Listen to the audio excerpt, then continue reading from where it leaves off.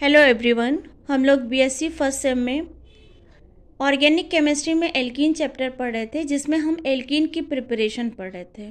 First preparation मैंने आपको first part में बताया, bye dehydration of alcohol.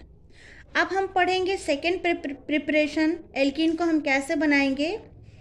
Preparation of alkene by dehydrohalogenation of alkyl halide. किसी भी एल्किल हैलाइड से जब हम हैलाइड और उसके बगल वाले कार्बन से हाइड्रोजन निकालते हैं, मतलब हम क्या निकाल रहे हैं, हम हाइड्रोजन हैलाइड रिमूव करते हैं, तो वहाँ पे हमें एल्कीन मिलता है। जैसे हमने एक एल्किल हैलाइड लिया CH3CH2 और इसके साथ एल्किल हैलाइड लगा है। इस कार्बन के साथ एक हैलाइड ग्रुप अटैच है और इस कार्बन के साथ हाइड्रोजन अटैच है। जब हम इसका हाइड्रोलिसिस करेंगे तो हमें क्या मिलता है, यहाँ से हैलाइड ग्रुप रिमूव होता है और यहाँ से एक हाइड्रोजन रिमूव होता है और यहाँ पे डबल बॉन्ड का फॉर्मेशन होता है। तो क्या बन जाता है, CH2 double bond CH2 plus में ये OH है और एक हाइड्रोजन रिमूव होगा तो क्या निकलेगा, वाटर निकलेगा और प्लस में हैलाइड। क्लियर। ये जो मैकेनिज्म होती है, मैकेनिज्म ऑफ रिएक्शन, अगर हमने देखा जाए E2 मैकेनिज्म, अगर हम इसका मैकेनिज्म देखें, इस रिएक्शन का मैकेनिज्म ऑफ रिएक्शन, तो ऊपर वाली रिएक्शन में E2 मैकेनिज्म हो रहा है। E2 मैकेनिज्म जो कि एक सिंगल स्टेप में होती है। होता क्या है बेटा, ये कार्बन है आपका, ये कार्बन है, यहाँ पे हैलाइड ग्रुप लगा है, यहाँ पे हाइड्रोजन ग्रुप लगा है, यहाँ भी हाइड्रोजन, यहाँ भी हाइड्रोजन, यहाँ भी हाइड्रोजन और यहाँ भी हाइड्रोजन। अब ये बेस आता है, क्या करना क्या है, हाइड्रोजन रिमूव हुआ, ये बॉन्ड यहाँ शिफ्ट हुआ और ये हैलाइड निकला है। सबसे पहले हैलाइड निकलता है, फिर हाइड्रोजन रिमूव हो जाता है, तो क्या बन जाता है, कार्बन डबल बॉन्ड ऑक्सीजन। ये कार्बन हो गया, ये कार्बन हो गया। क्लियर। अब होता क्या है, अगर हम डिहाइड्रोहेलोजिनेशन देखें तो इसमें more stable the alkene more easily is formed, मतलब जो एल्कीन ज़्यादा स्टेबल होता है वो उतनी ही आसानी से बनता है। तो हम क्या लिख सकते हैं,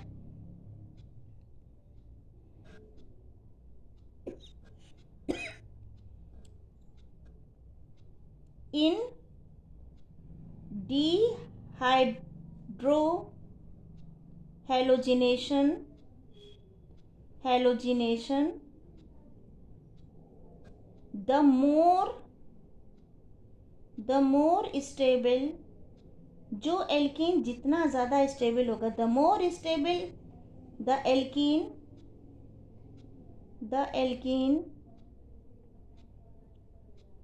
more easily formed, more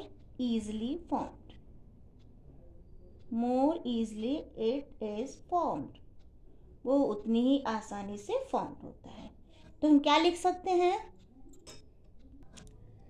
क्या बोल सकते हैं हम, इन द डिहाइड्रोहेलोजिनेशन, जब डिहाइड्रोहेलोजिनेशन होता है मतलब एक हैलाइड ग्रुप और एक हाइड्रोजन ग्रुप रिमूव होता है ऑफ एल्किल हैलाइड, किसी एल्किल हैलाइड से टू फॉर्म एल्कीन के फॉर्मेशन में, the preferred product is the alkene, हम उस एल्कीन को प्रेफर करते हैं which is more highly alkylated at the doubly bonded carbon atom. This is another statement of Saytzeff rule, जो कि सेडजेफ रूल से समझाया गया था।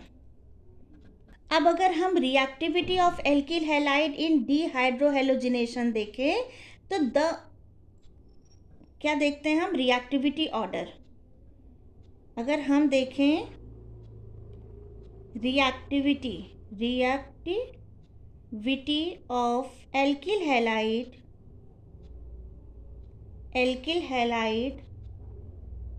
हैलाइड्स इन डिहाइड्रोहेलोजिनेशन, तो क्या हो जाएगा, सबसे ज़्यादा रिएक्टिविटी कौन दिखाएगा, टर्शरी, उसके बाद tertiary alkyl halide,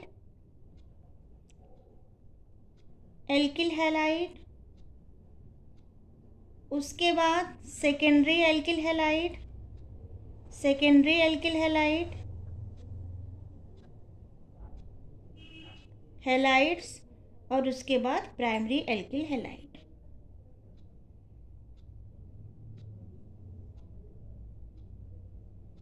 alkyl halides.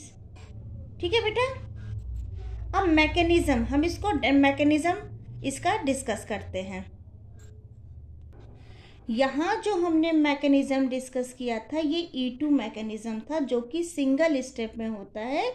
जैसे ही हैलाइड निकलता है तुरंत के तुरंत ये इस पे अटैक करता है और डबल बॉन्ड का फॉर्मेशन हो जाता है। ठीक है। अब हम पढ़ेंगे मैकेनिज्म ऑफ डिहाइड्रोहेलोजिनेशन। कौन से मैकेनिज्म से? E1 मैकेनिज्म से। E1 मैकेनिज्म का मतलब होता है E फॉर एलिमिनेशन और 1 फॉर यूनिमोलिकुलर। ठीक है। This mechanism operate through a 2 step. जो आपका E2 मैकेनिज्म था वो सिंगल स्टेप में होता था और वो बाईमोलिकुलर था। E2 मैकेनिज्म आपका 2 स्टेप में होता है और ये यूनिमोलिकुलर मैकेनिज्म होता है। तो हम क्या बोल सकते हैं? This mechanism operate through a 2 step process in which the rate determining step involve only 1 molecule. पहले स्टेप में क्या होता है? इन द फर्स्ट स्टेप आपकी स्लो होती है एंड रेट डिटरमाइनिंग स्टेप होती है। ठीक। सेकेंड स्टेप आपकी फास्ट होती है। तो हम इसको समझते हैं कैसे। पहले स्टेप में क्या होता है? मान लो हमने कोई एल्किल हैलाइड लिया है, यहाँ हाइड्रोजन है, यहाँ भी हाइड्रोजन है, यहाँ भी हाइड्रोजन है, हम उसको मेंशन नहीं कर रहे, यहाँ भी हाइड्रोजन, यहाँ भी, और यहाँ हमने कोई एल्किल हैलाइड लिया है।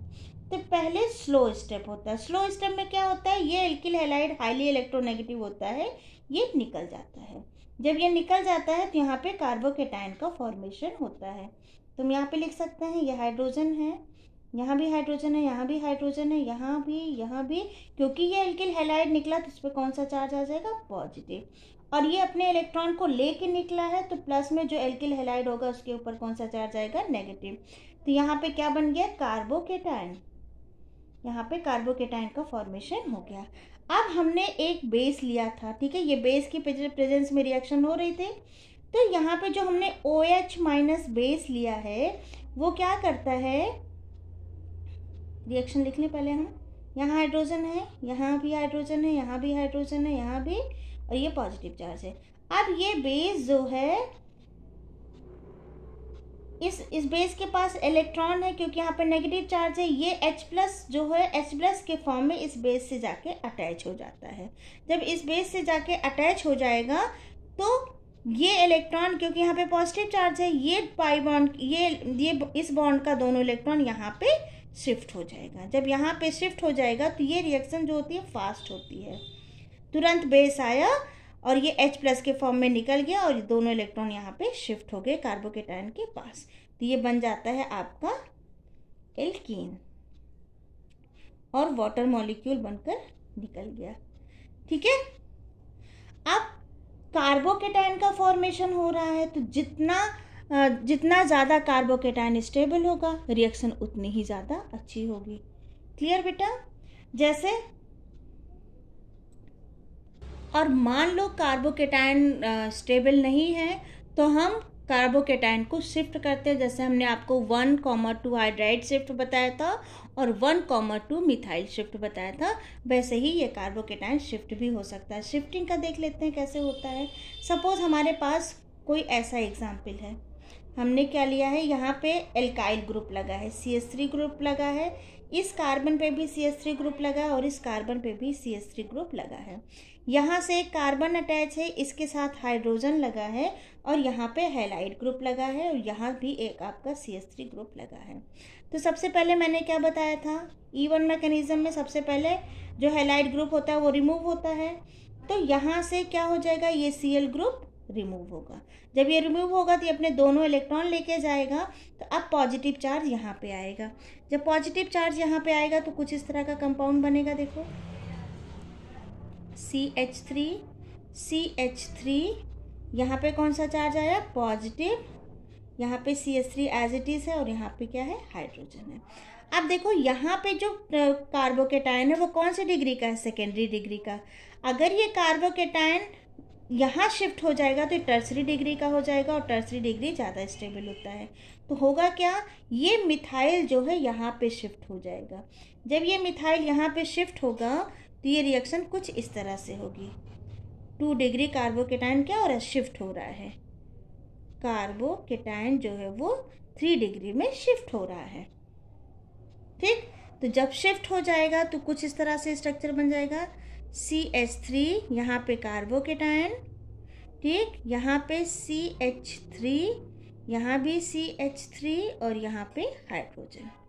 ठीक है, और यहाँ पे CH3 एज इट इज बना ही है। ठीक, अब उसके बाद बेस आएगा।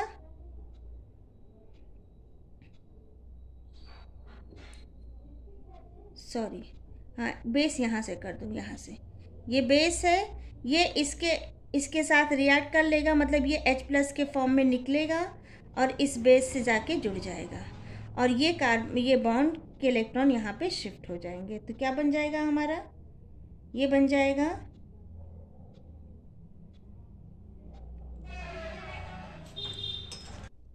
ठीक है।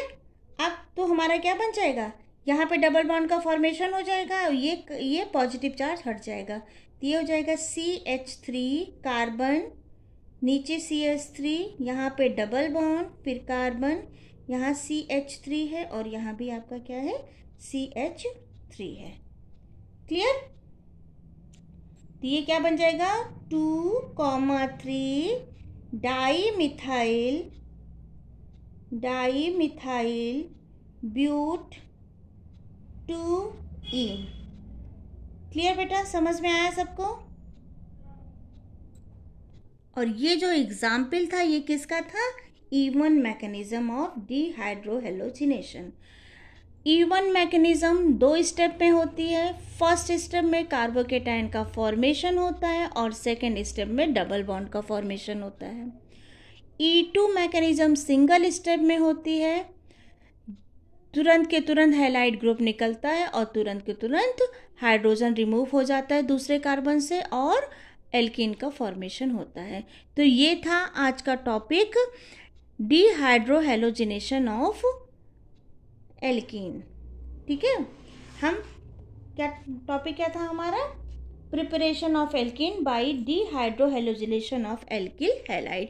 किसी भी एल्किल हैलाइड का डिहाइड्रोहेलोजिनेशन करेंगे तो हमें क्या मिलता है, एल्कीन। और ये 2 प्रोसेस में हो सकता है, E1 से भी हो सकता है और E2 से भी हो सकता है, E1 और E2 से भी। E1 आपका सिंगल स्टेप में E2 आपका सिंगल स्टेप में होता है जो कि बाई मोलिकुलर होता है, और E1 आपका 2 स्टेप में होता है जो कि आपका यूनिमोलिकुलर होता है। E1 मैकेनिज्म अगर फॉलो हो रहा है तो उसमें टर्सरी एल्किल हैलाइड ज़्यादा रिएक्टिव होगा डिहाइड्रोहेलोजिनेशन करने के लिए। तो आई होप आपको ये रिएक्शन समझ में आया होगा। Thank you.